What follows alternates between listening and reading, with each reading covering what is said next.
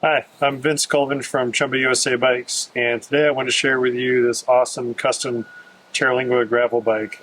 This is one of our steel models, and it's a really phenomenal build out that we just did for a client with some pretty interesting parts, so worth highlighting and sharing with you guys.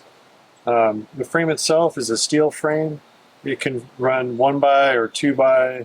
It can do UDH derailleur, single speed, any Shimano derailleur, traditional geared. It's a super versatile frame.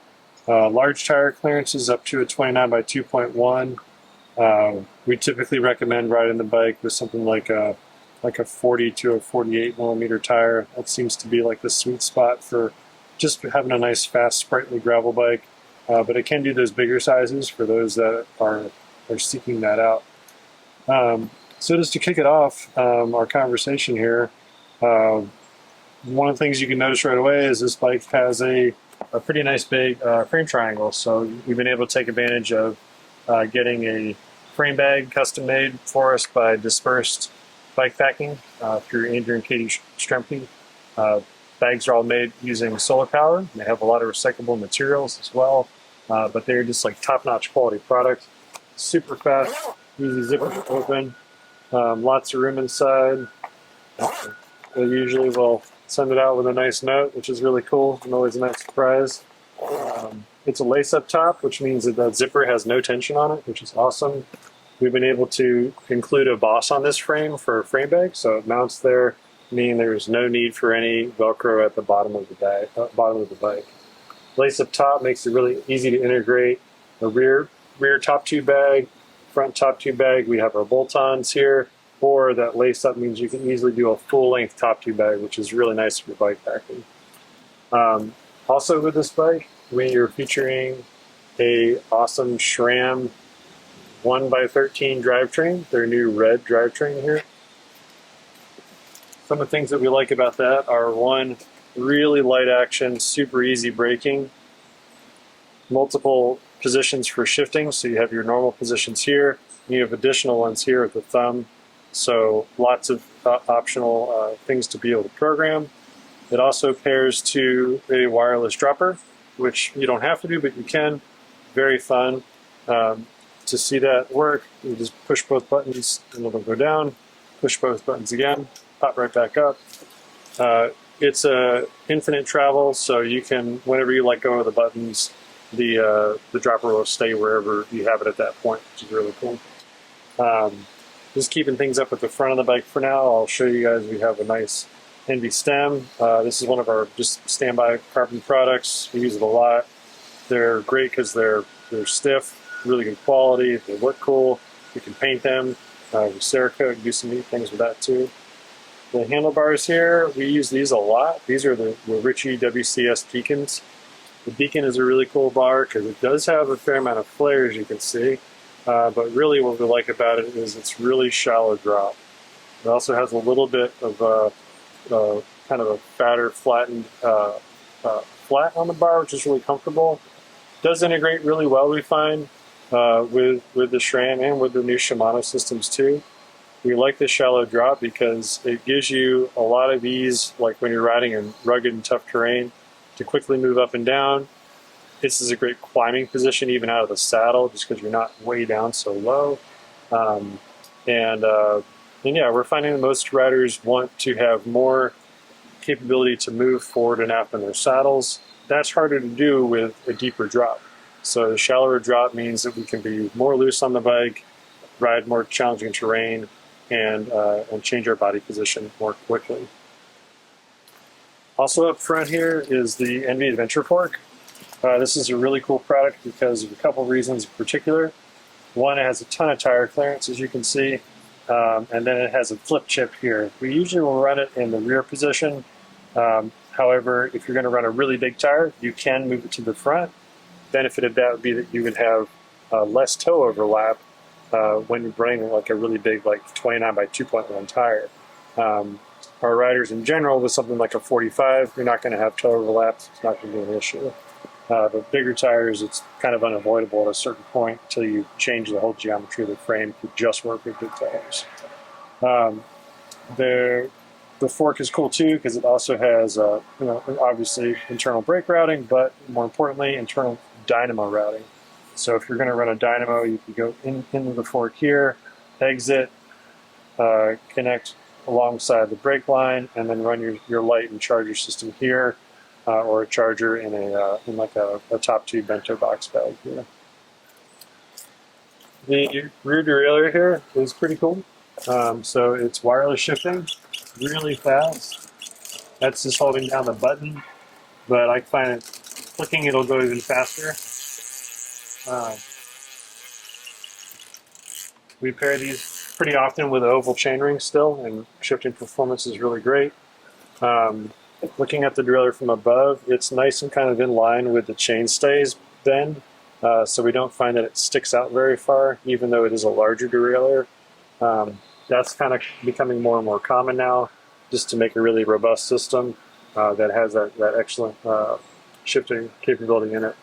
The cool thing about this is it's also 13 speed. With that, you gain a little bit additional cadence selection in some of the smaller gears, and then a 46 tooth on the larger, the lower, easier cassette cog there.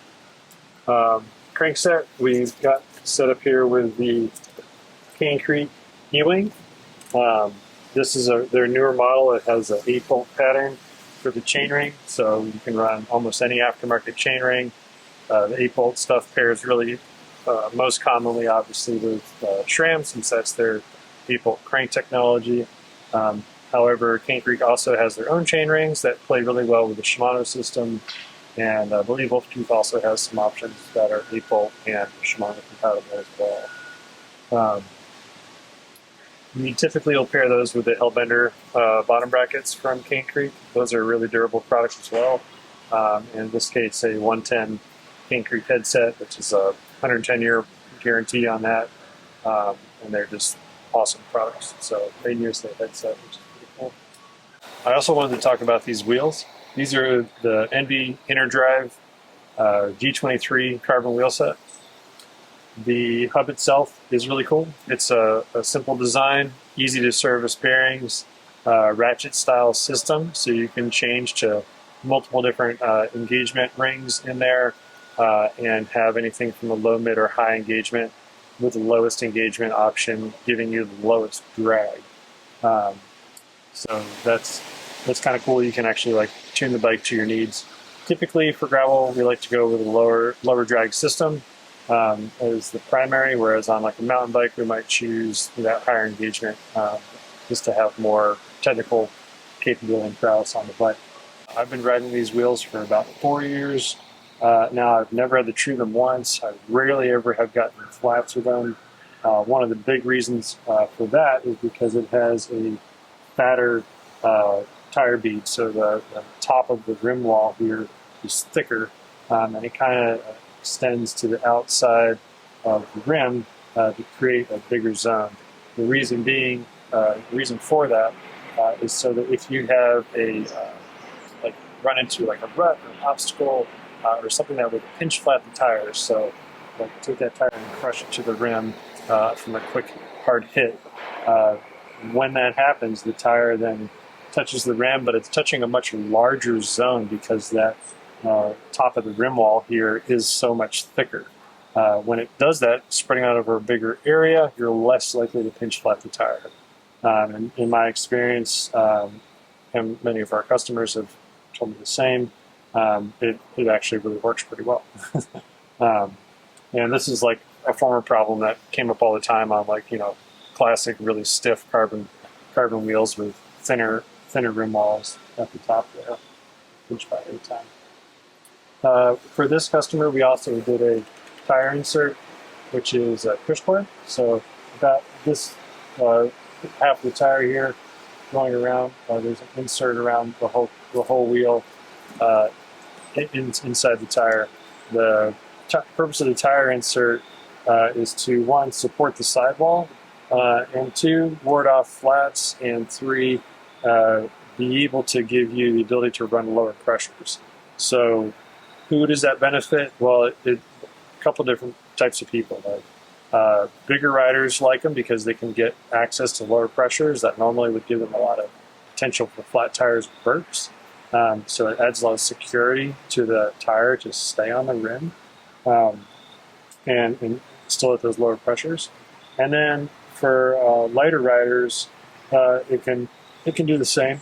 You can still get a lighter pressure than normal, but also it's great for just technical riding. So if you're riding harder, rockier terrain, or you're more of a like bomb it and not finesse it kind of person, that could be a good option for you, just to eliminate some potential flats. Last up is two things. So one of our other favorite features is this saddle, or favorite components is this saddle. So this is the reformed Tanalus saddle. It's a heat moldable saddle that's made in Canada. The last of the saddle is carbon, heat moldable carbon, and the rails are titanium. The top has nice padding, but it's cool because it's thick but it's stiff. So I find that it's a really comfortable seat. Dissipates vibration well, but you don't like sink way down in it. We have a heat mold system that if you order the saddle through us, we can let you borrow this, or we can sell you this as well for if you want to have your own. It simply connects in the saddle inside here. You turn it on, and in a few minutes the saddle's warm enough to then go ride, and in about 10 minutes of riding it will heat mold to your sit buttons. You can do that process again if you want to adjust your fit, move it to a different bike, or adapt it in some way, or you just want to redo it. Maybe you change your chamois or whatever it is. You can do that with that saddle and get repeated use out of it. I like them so much now. I've actually got them on all my bikes. It's kind of like a nice treat yourself item that even if you don't get it now, might be worth getting later. Because they're just so freaking comfortable, and I found them to be also very durable. Also very durable for bike packing. Anything with a tie rail, I'm a big fan of. Lastly is this bike has a really cool paint job. So this is our Otho Green metallic. It's a really beautiful metallic green with a gold kind of shimmer metallic inside of the metal flake. And then that gets a clear coat over top for just a really glossy, beautiful effect. Graphics chosen with this one were the gold metallic graphics, so kind of playing off that gold metallic flake within the paint itself. And that's kind of nice offsetting with the Coyote here, the warmer earthy bar tape, and then playing against all these silver, more machine style components throughout the rest of the bike. So I kind of like that push and pull, like super tech and more granola vibe. It's kind of fun to show both on one bike. Anyways, drop your comments below. I'll do my best to answer, and let us know what you think. Appreciate it. Bye.